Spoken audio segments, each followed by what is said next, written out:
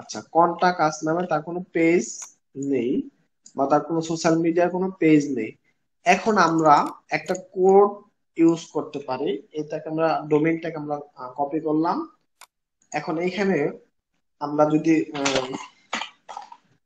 Facebook দিয়ে যদি আমরা কোটেশন দেই, এই প্যাটার্নটা একটু সবাই খেয়াল করে রাখবেন। আমরা এখানে ফেসবুক মাঝখানে লিখে কোটেশন দেব, দুই পাশে দুটা কোটেশন, মাঝখানে ফেসবুক, এরপরে স্পেস।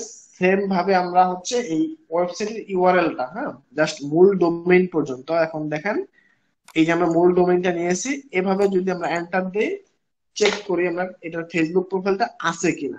এখন দেখেন, এখানে একটা ফেসবুকের লিংক আসছে, এটার লোগোটা হচ্ছে এটা। আমরা একটু ওয়েবসাইটটা একটু ম্যাচ করি, তো দেখি এই লোগোটা কি তারা ইউজ করছে কিনা। এখন দেখেন, এই যে এইখানে তারা এই লোগোটা ইউজ করছে, এই ফেসবুকের সেম লোগোটা আমরা কি তাহলে পেয়েছি? একটু বলেন তো, সবাই বলেন তো। আমাদের ওয়েবসাইটের মধ্যে কিন্তু তাদের ফেসবুক প্রোফাইলের লিংক ছিল না। আমরা একটা প্যাটার্ন ইউজ করে আমরা সেটা খুঁজে পেয়েছি।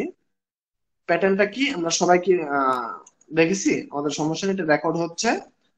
আহ, এই প্যাটার্নটা ইউজ করে আমরা হচ্ছে এই কোম্পানির বা এই ওয়েবসাইটের আন্ডারে যে ফেসবুক পেজ হোক বা প্রোফাইল হোক, আমরা সেটা খুঁজে পেয়েছি এই পর্যন্ত।